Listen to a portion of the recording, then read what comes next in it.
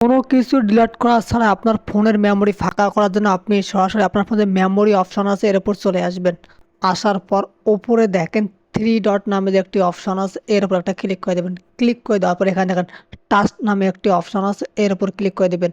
Click করার পর এখানে দেখেন আপনি যতগুলো ভিডিও পিকচার ডিলিট করে দিয়েছেন সবগুলো কিন্তু এখানে আছে, যার কারণে কিন্তু আপনার মেমোরিটা ফুল দেখাইতেছে। আপনি মেমোরি থেকে ডিলিট করছেন বাট এখান থেকে ডিলিট না করার কারণে কিন্তু আপনার মেমোরিটা ফুল হয়ে গেছে। দেখেন এখানে যদি আমি অল আইটেমের উপর ক্লিক করি তাহলে দেখেন 1.48 জিবি অটোমেটিকলি কিন্তু আমার 1.5 জিবির মতো খালি হয়ে যাইতেছে। আমার কোনো ছবি পিকচার কোনো কিছু ডিলিট করা লাগতেছে না।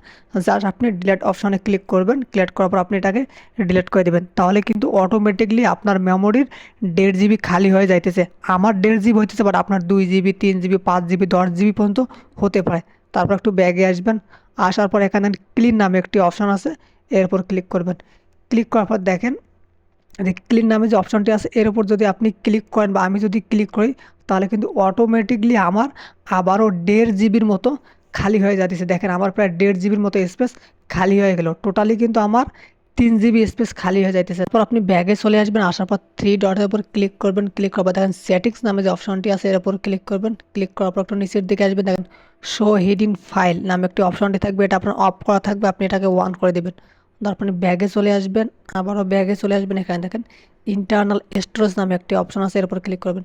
ক্লিক করার পর এখানে দেখবেন অনেকগুলো ফাইল শো করবে, বাট যেইগুলো ফাইল বা যেগুলো ফোল্ডার আপনার কোনো দরকার নাই এই ফোল্ডারগুলো আপনি ডিলিট করে দেবেন। যেমন নোটিফিকেশন ফোল্ডারটি আমার কোনো দরকার নাই বাট এটাকে আমি ডিলিট করে দেবো, তাহলে কিন্তু আমার স্টোরেজটা কিছুটা হলেও খালি হয়ে যাবে। দেখেন সিলেক্ট করার পর এই থ্রি ডটের উপর ক্লিক করে এখান থেকে আপনি ডিলিট করে দেবেন। এভাবে আপনার স্টোরেজ থেকে যে ফোল্ডারগুলো আপনার দরকার নেই সেই ফোল্ডারগুলো আপনি ডিলিট করে দেবেন। এটা হলো 1 নাম্বার সেটিংস শেষ। 2 নাম্বার সেটিংসটি খুবই গুরুত্বপূর্ণ।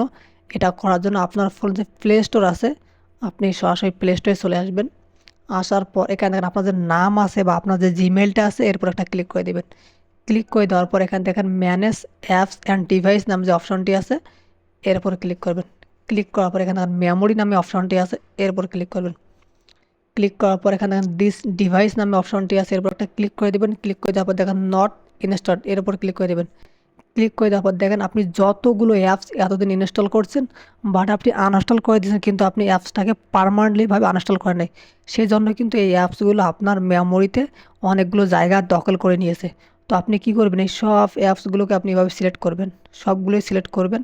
যারা ভিডিওটি দেখতেছেন প্লিজ শেষ পর্যন্ত দেখবেন, নাহলে কিন্তু আপনি বুঝতে পারবেন না। সব অ্যাপস আপনি সিলেক্ট করবেন, সবগুলোই সিলেক্ট করবেন। আমি যেভাবে করতেছি আপনিও এভাবে করবেন, তাহলে কিন্তু আপনি আপনার স্টোরেজটাকে ফাঁকা রাখতে পারবেন। তাছাড়া কিন্তু আপনি কখনোই আপনার স্টোরেজকে ফাঁকা রাখতে পারবেন না, কারণ এইগুলো কিন্তু অনেকগুলো জিবি আপনার নিয়েছে। দেন আপনি এখানে দেখেন উপরে ক্রস বার নামে একটি অপশন আছে ডিলিট এর উপর ক্লিক করবেন।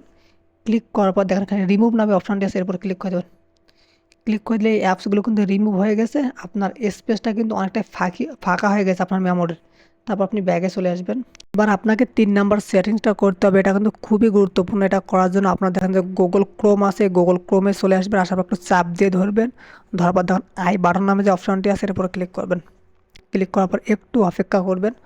অপেক্ষা করার পর একটু নিচের দিকে আসবেন, এখানে দেখেন স্টোরেজ অ্যান্ড ক্যাশ নামে একটি অপশন আছে এর উপর ক্লিক করবেন।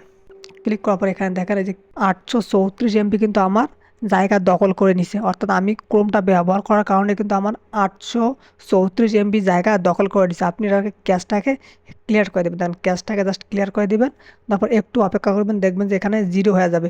এভাবে আপনি সবগুলো অ্যাপের ক্যাশ ক্লিয়ার করবেন। যেমন ফেসবুক আছে, আপনি ফেসবুকের ক্যাশ ক্লিয়ার করে দেবেন। ফেসবুকে চাপ দিয়ে ধরবেন, অ্যাপ ইনফর্ম এখানে ক্লিক করবেন। ক্লিক করার পর স্টোরেজ অ্যান্ড ক্যাশ নামে যে অপশনটি আছে এর উপর ক্লিক করবেন। ক্লিক করার পর আপনি ক্যাশটাকে ক্লিয়ার করে দেবেন।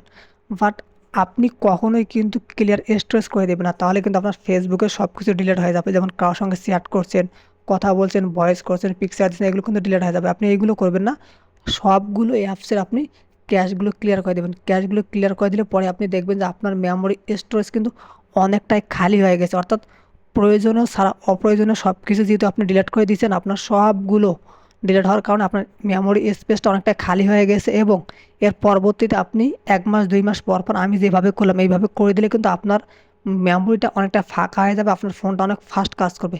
ভিডিওটি যদি ভালো লেগে থাকে তাহলে আপনি সাবস্ক্রাইব করে শেয়ার করে দেবেন। ধন্যবাদ সবাইকে।